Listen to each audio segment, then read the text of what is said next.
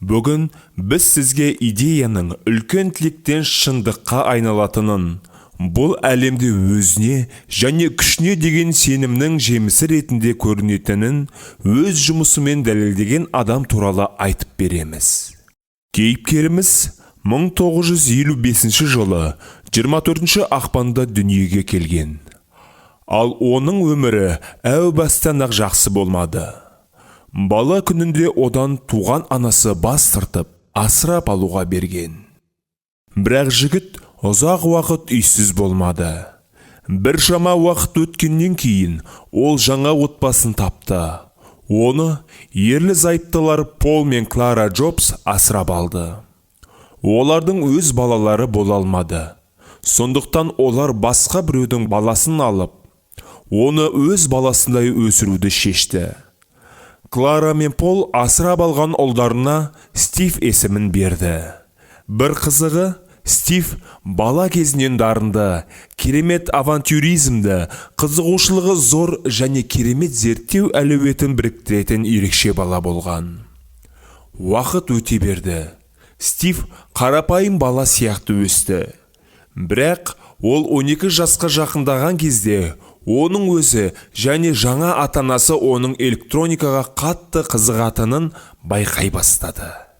Бір күні ол физика мұғаліміне көмектесуге дайын екенін көрсетті. Шкафқа арналған электр тоғының жиілік сенсорын жинағаннан кейін көптеген адамдар үшін бұл ересек жаста да түсініксіз сөздердің жиынтығы. Бірақ Стив сол жастың өзінде бұған қызығушылық танытты. Оның жолын бөгеген жалғыз нәрсе болды. Ол қоймада барлық қажетті бөлшектердің болмауы еді. Көпшілігіміз осындай сәтсіздіктен кейін бастапқы ойдан бас тартамыз. Бірақ біздің кейіпкеріміз қайтпады. Ол әдеттен тыс шешім тапты. Телефон анықтамалығын алып, бала жай ғана Уильям Хьюлетке қоңырау шалды.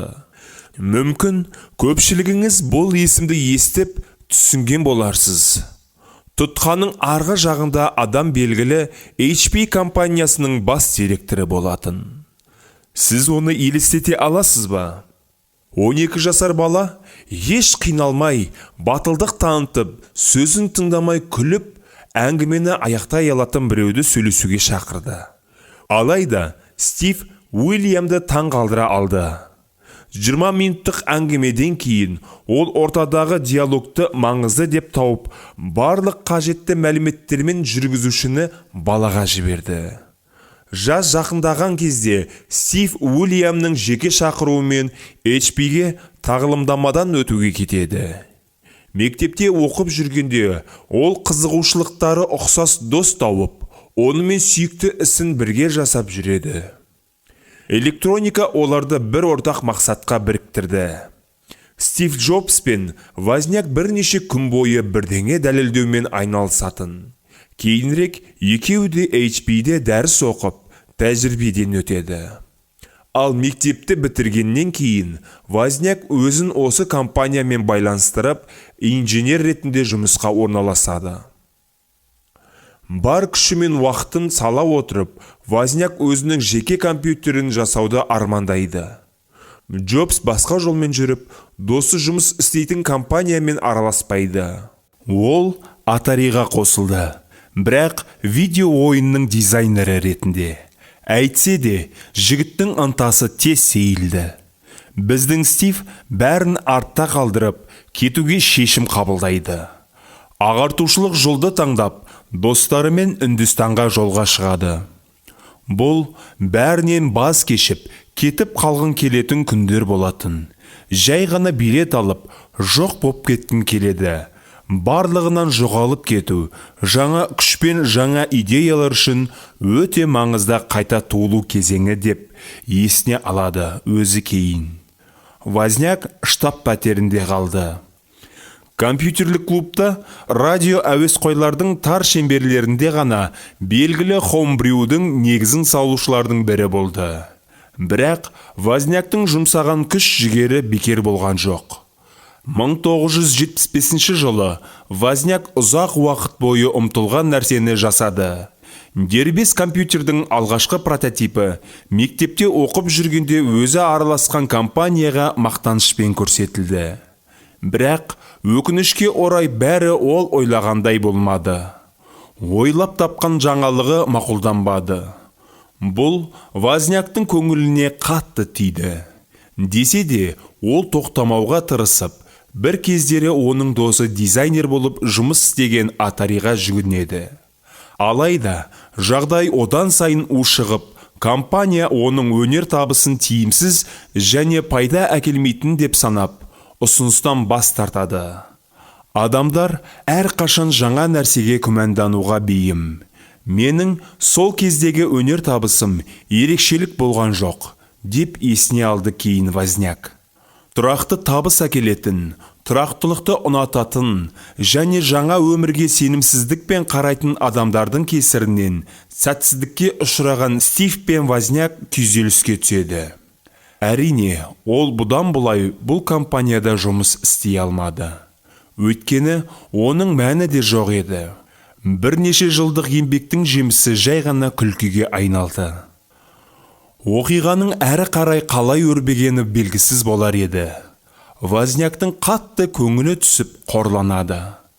Дәл осы уақытта біздің адасқан ұлымыз Хиппи Үндістаннан оралады. Әрине, оның ең алдымен жолдасы Вознякқа барып амандасады. Ол оған өзінің жетістіктері мен сәтсіздігі туралы айтып берді. Сол кеште олар барлық нұсқаларды талдай отырып, ұзақ уақыт ойланады. Ақырында батылдыққа ие болған Джобс досына өзінің компаниясын құрып, жеке тәуелсіз жолмен жүруді ұсынады. Тап сол уақытта ешкімге белгісіз бұл жігіттер өмірлерінің жаңа жолын бастайды. Ал ұзақ жылдардан кейін бұл таңдау табысқа жету жолы болып табылады. 1976 жылы 1 сәуірде Стив Үндістанды ойлап, есіне түсіріп, үйдегі достармен отырғанда атаудың барлық мүмкін нұсқаларын тізіп береді. Джобс Үндістаннан оралғаннан кейін алма диетасына қызығушылық танытқандықтан ол компанияны Apple деп атауды ұсынады. Джобстың данышпандылығы ұятқа қалдырмайды. Ол атаудың бірінші әріптері телефон анықтамалығындағы Атаридан жоғары позицияға итермелеуге кепілдік беретін анық түсінді. Ал ол кезде интернет желісі болмағандықтан, телефон анықтамалығы адамдар мен компаниялар арасында байланыс ретінде пайдаланылған болатын. Дәл осы уақытта компанияның алғашқы логотипі де ойлап табылды. Ньютонның алма ағашының астында отырғаны бейнеленді. Бірақ мұның бәрі тек қағаз жүзінде ғана іске асты. Алайда шығармашылық тәжі болған өнім қажет болды. Осылайша бірінші өнім Возняктың алғашқы дербес компьютерін жасау болды. Өз уақытында HP мен Atari қабыл алмаған сол баяғы өнім болатын. Жаңа өнімнің атауы Apple 1 деп аталды. Бұл Джобстың алғашқы елеулі құрбандығы мен инвестициясы болатын. Осы үшін ол өзінің сүйікті фургонын да сатады. Нәтижесінде жігіттердің қолында $1300 болды. Бұл компанияның алғашқы өнімі үшін өте маңызды және пайдалы инвестиция еді. Бір нәрсені бастау керек болса, ашық аспан астында бастамайтыныңыз анық. Бұл кезде командада балама болмады. Сондықтан шешім қабылданды. Бірінші жұмыс орны ретінде Джобс тұрып жатқан үй таңдалды. Ол кезде Стив ата-анасымен бірге тұрған. Бұл ретте Клара Джобс шетте қалмай, ұлының командасына қосылды. Ол қоңырауларға жауап беретін кеңсе қызметкері ретінде жұмыс жасап, бұл олардың компаниясына бедел мен маңызды ұйымның келбетін арттырды. Әрбір компания бәсекелестермен шексіз күресте екені рас. Біздің трио алдымен өзінің бәсекелестері Altair 8800 мен бетпе-бет кездесті. Оны қолымен жинап құрады. Құрылғыда командалар берілетін ауыстырып қосқыштар болды. Соңында алынған жауаптар алдыңғы панелдегі шамдардың кейінгі комбинациясы болды. Тапсырма неғұрлым күрделі болса, соғұрлым оны ауыстыру қажет болады. Кейде ауыз сулардың саны 100-ге немесе одан да көпке жетеді. Қате болған жағдайда пайдаланушы есептеуге дәлсіздік алды. Содан кейін бәрін басынан бастау керек болды. Бірақ сол күндері мұндай есептеуіш машина болашаққа ынтыққан ғалымдар үшін өте қолайлы болды. Apple 1 нәтижелерін көруге болатын енгізуге арналған пернетақта және дисплейі бар болғандықтан бәсекелесінен асып түсті. Қаншалықты күлкілі көрінсе де, Apple 1-дің алғашқы үлгілерінің кейбірі Стивтің жатын бөлмесінде, оның тізесінде құралып, жиналды. Ешқандай ауыр машиналар модельдеу жабдықтары немесе басқа қоңыраулар мен ысқырықтар болмады. Жатын бөлме, қолдар, ақыл мен қиял. Біздің данышпандардың бүкіл құралы тек осылар болды. Бірақ бұл ғажайып құрылғыны қайда сатуға болады? Сол кезде олар өздерінің алғашқы қиындықтарына тап болды. Ешкім ноу-хауды сатып алғысы келмеді. Қай дүкенге тауарды әкелсе де, бәрі бас тартты. Ал шағын дүкендегі бір ғана сатушы тауарды алып, сатуға келісті. Бірақ барлығын таң қалдырғаны, жаңа өнім бір аптаның ішінде сатылып кетті. Сонда жігіттер өндіріс көлемін ұлғайту үшін орын жетіспейтінін түсінді. Осылайша, Джобстың үйінің гаражына көшу туралы шешім қабылданды. Apple 1 компьютері $666,66 сатылды. Бұл көрсеткіш кездейсоқ таңдалған жоқ. Өйткені Возняк сандарды қайталауды ұнататын және олар оны бастапқыда жергілікті дүкенге $500 сатқандықтан оған 3-тен 1 қосымша үстеме қосты. Бірақ барлық сату мәселелеріне Джобс жетекшілік етті. Алғашқы 100 компьютер жергілікті тұтынушыларға сатылып, бірінші рет бюджетке жеке үлес қосқан Apple компаниясына айналды. Бірақ компанияның өсуі үшін өндіріс көп қаражатты қажет етті. Ол әлі де жетіспеді. Мұнымен де Джобс айналысты. Возняк пен команда негізінен жобаның тек өндірістік және техникалық жағына жауап беретін. Ақша мен қызметте жоғарлатуға байланысты барлығы Джобсқа ғана үміт артқан. Джобс бәрінен баз кешіп, бас тартуға дайын болған сәттерде болды. Өндіріс жабылудың азақ алдында қалды. Өйткені қаржыландыру кездері болған жоқ. Джобс тіпті адамдармен араласуды тоқтатты. Бірнеше күн бойы бөлмесінен шықпай, ақша іздеп барлық банктерге қоңырау шалды. Және олардың барлығы бір адамдай бас тартты. Мүлдем үміт қалмаған кезде Стив инвестор болып, бюджетке $92,000 құйған керек адамды табалды. Біраз уақыттан кейін Bank of America несие желісінде $250,000 дейін табыстың өсіп келе жатқаны сезілді. Команданың әрбір мүшесі бұл жетістікке риза болды. Джобс әр идеяның қалай жүзеге асырылып жатқанын мақтан тұтты. Ақыры, Возняктың арманы орындалып, барлық ойындағы идеялардың жүзеге асыруға және жақсы көретін нәрсені сенімді түрде жасауға қаражаттың қол байлау болмайтындығы қуантты. Осылайша 1980 жылы Apple 2 дүниеге келді. Модернизацияға сәйкес жаңа модель түрлі түсті графикамен сипатталып, Возняк сонымен қатар контроллер мен 2 қарапайым доза дискісін, сонымен қатар файлдық жүйені қосты. Apple 2 дүрбелең тудырды деп айтудың қажеті жоқ. Дәл осы модель өз компаниясының иелерін миллионерлерге айналдырды. Бұл жігіттерге американдық қор биржасына жол ашты. Бірақ өмірді болжау мүмкін емес. Өрлеу бар жерде құлдырау бар. 1981 жылы Возняктың ұшағы көтерілу кезінде апатқа ұшырайды. Қуантарлығы ол аман қалды. Бірақ оның денсаулығы дұрысталғанша жұмысты 2 жыл бойы тоқтатуға тура келді. Себебі Возняк амнезия алып, бұрын немен айналысқанын білмей, мүлдем ештеңе есінде қалмайды. Болған оқиғадан кейін Джобс жұмысқа оралуға асықпайды. Жалған бүркеншік атпен оқумен айналысу туралы шешім қабылдайды. Бірақ 1983 жылы ол компанияға қайта оралып, инновациялық жобаларды әзірлеуді қайтадан бастайды.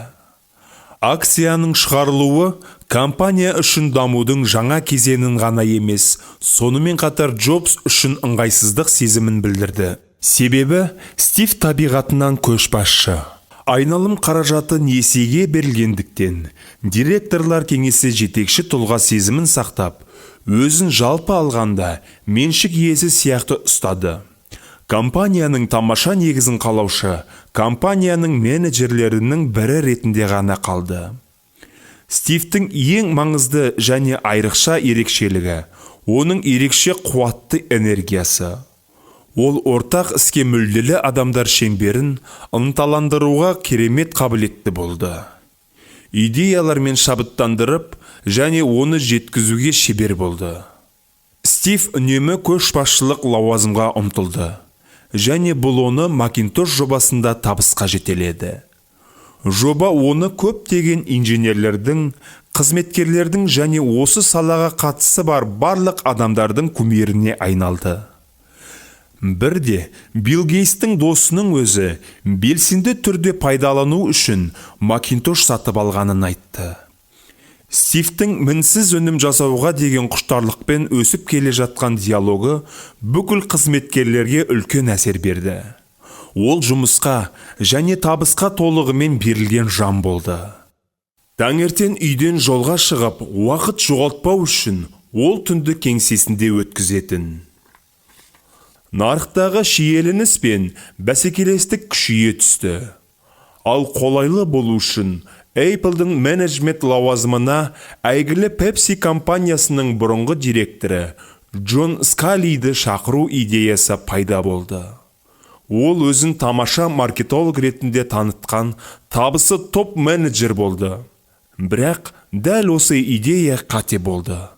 1985 жылы менеджмент тұрғысынан бірдей көзқарастары жоқ бәсекелес компанияны көріп, оның ұсынысы бойынша директорлар кеңесі Джобсты өзі жұмыстан шығаруға шешім қабылдады. Джобс кеткеннен кейін компанияда жағдай жаман болған жоқ. Стивтің әзірлемелерімен және одан кейінгі 12 жыл бойына операциялық жүйені дамыту және алға жылжыту өз орнында қалуға мүмкіндік берді. Компания үшін маңызды мәселе акциялардың тез құлдырауы болды. Адамдар тіпті белгілі компанияның бөліктерін, қандай технология алпауыттары алатыны туралы дауласа айтып жатты. Стив ол кезде бос отырған жоқ.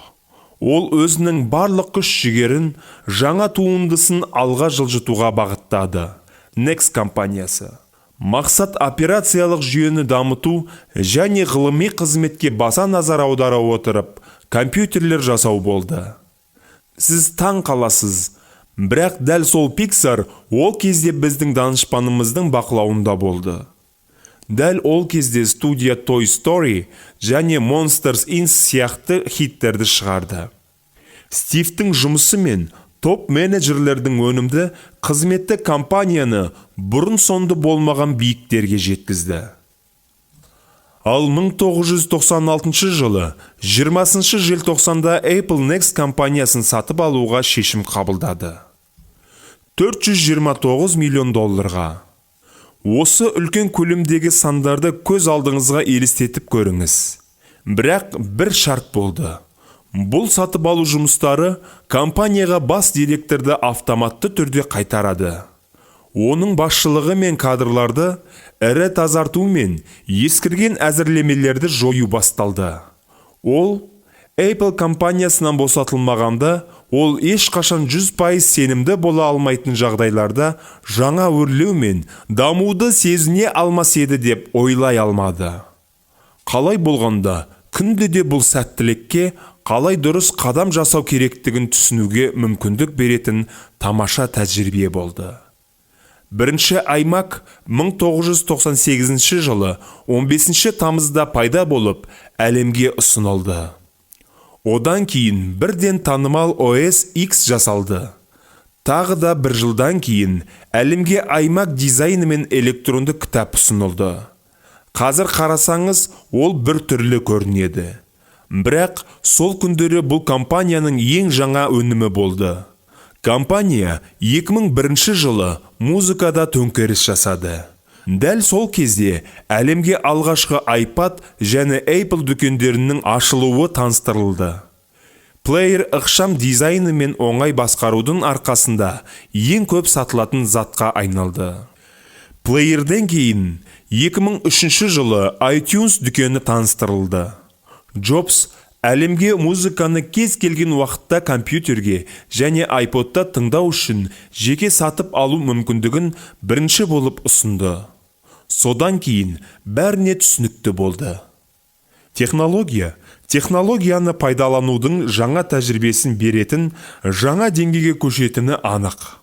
Стив енгізу және өзара әрекеттесу классикасын өзгертеді.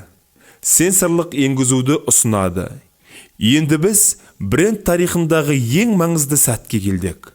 Тұңғыш iPhone'ды бүкіл әлемге жеткізген 2007 жылғы презентация болды. Бұл бұрын сонды болмаған серпіліс еді. Бірнеше рет түрту арқылы сіз кез келген қажетті функцияға қол жеткізе аласыз. Бұл презентация бүгінгі күнге дейін көпшілік алдында сөйлеудің белгішесі болып қала берді және Стивтің талантын көрсетеді. Бір жылдан кейін 2008 жылы әлемге MacBook Air ұсынылды. Жұқа, жеңіл, жеткілікті автономды және сонымен бірге ноутбуктың қақпағын бір саусақпен ашуға мүмкіндік беретін белгілі топсасы бар, өте берік корпусы бар. Стив мұнымен тоқтап қалмады. Және 2010 жылы iPad планшетінің алғашқы тұсаукесері өтті. 2011 жылдың тамызы компанияның әлемдегі ең қымбат мәртебесін алған күн болды. Тек осындай жетістік Стивке қызметінен кететінін бүкіл әлемге жариялауға мүмкіндік берді. Ол қалағанының бәріне қол жеткізді. Ол басқарудағы орнын кеңес төрағасы болған Тим Кукке тапсырды. Бүгінгі таңда Apple барлық континенттерде нарық көшбасшы болып табылады. Ал 2019 жылдың 1-тоқсанында ғана Apple табысы $64 миллиард құрады. Ал планетада бұл брендті білмейтін адам жоқ шығар. Стив Джобс пен оның туындысы қазір әлемге ештеңе мүмкін емес екенін және мақсатқа жету жолы қаншалықты қиын және ауыр болса да, егер сіз өзіңізді армандарыңызға берсеңіз, оған жетуге болатынын көрсетуде.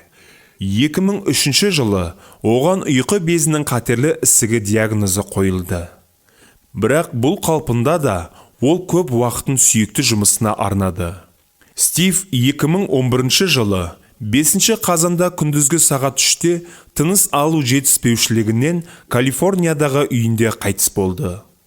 Ол әйелі, балалары және әпкесі секілді жақындарының ортасында қайтыс болды. Оның отбасының айтуынша Джобс өмірден жеңіл түрде өткен. Оның қайтыс болуынан бірнеше сағат бұрын айтқан соңғы сөздері «Ух ты, ғажап» сөзі болды. Бұл адамның өмір тарихын білу үшін Стив Джобс есімді қарапайым жігіт бүкіл әлемдегі миллиондаған адамдар үшін шешендік өнердің символы және өз ұрпағының данышпанына айналуы мүмкін екенін елестету қиын. Ең керемет нәрселердің бәрі біздің басымызда дүниеге келеді. Міне, осы армандардың орындалуы үшін әрқайсымыз не істеп жатырмыз? Міне, осы ең үлкен мәселе. Достар, бұл адамға жеке көз қарастарыңыз туралы және оның өмірі жайлы өз пікіріңізді жаза кетіңіз. Подписация батырмасын басып, Қазақ YouTube арнасын үлпілмен қолдап кетіңіз. Сіздің қолдауыңыз біз үшін өте маңызды.